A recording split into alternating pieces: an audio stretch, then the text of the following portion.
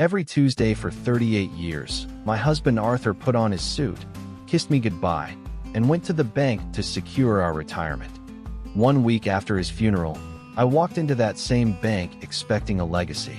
Instead, I found a balance of $43 and a secret safe deposit box that proved my entire marriage was a criminal masterpiece. But if Arthur thought death would let him get away with destroying me, he underestimated who he was married to.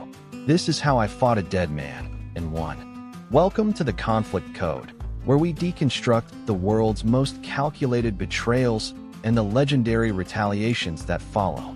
If you believe that a lie always has an expiration date, smash that like button right now. Subscribe and turn on notifications, because today's story isn't just about loss. It's about the surgical precision of a woman with nothing left to lose. Let's get into it. Arthur Vance was the perfect husband. In our small town, he was the guy who overtipped waitresses and never missed a mortgage payment. Or so I thought. We had the 401k, the paid-off colonial house, and the Tuesday ritual. For nearly 4 decades, Tuesday at 10 a.m. was sacred. Business at the bank, Eleanor, he'd say. I'm making sure you're taken care of. Then came the heart attack. No warning. Just a quiet Tuesday morning where he didn't come home. The grief was a fog, until my son, Michael, sat me down 3 days later. He had my laptop open. His face was gray. "Mom," he whispered, "I've gone through Dad's digital files. The retirement fund? It's not just low. It was drained in 2019. The savings accounts? Closed. All of them." I laughed. It was a reflex. "Michael, that's impossible. Your father was at the bank every week." Then he showed me the screen. $43.12. That was the sum total of 38 years of security. But the real nightmare started when the mail arrived. A certified letter from the bank manager regarding a private Vault 7B that required my signature as the sole survivor. I realized then that the Tuesday bank trips weren't for our future.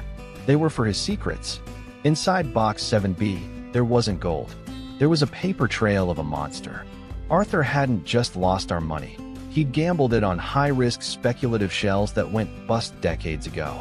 To hide the shame, he didn't stop. He doubled down. I found stacks of credit card statements, cards I never applied for. I saw my own signature forged with terrifying accuracy on 3 separate home equity loans. He had effectively sold our house back to the bank while I slept in the bedroom upstairs. And then, the letter. Arthur's confession. He wrote, "I tried to fix it, Eleanor. I just needed one big win to put it all back before you noticed." He wasn't sorry he ruined me. He was sorry he got caught by death. When I told my daughter, Sarah, she defended him. "He was under pressure, Mom. He did it for us." That hurt worse than the money. The family was splitting. The bank was moving to foreclose within 90 days. I was 64, penniless, and my own daughter thought I should forgive the man who stole my identity. That's when the code kicked in. I stopped crying. I realized that if Arthur treated our marriage like a business fraud, I would treat his estate like a crime scene. I hired a shark, a lawyer who specialized in spousal financial abuse. We didn't just file for probate, we went to war. I took a job at a local bookstore, standing on my feet for 8 hours a day at 64 years old, just to fund the filing fees. Every paycheck I earned was a middle finger to the ghost of Arthur Vance. The banks thought I was an easy mark, a grieving widow who would just sign the house over and move into a shelter. They were wrong. We dragged them into discovery. We proved that the bank's own notary had been negligent in verifying my forged signatures on those Tuesday morning visits.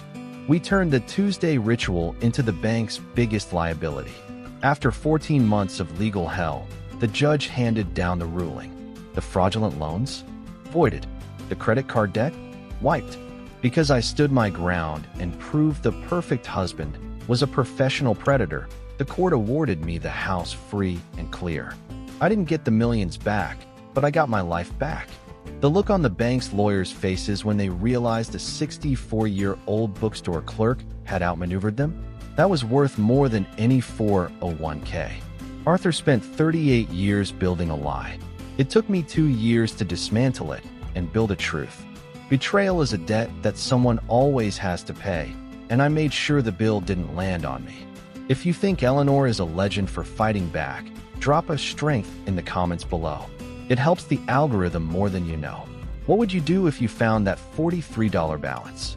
Let's talk about it in the comments. Don't forget to check out our playlist on family betrayals on the screen now.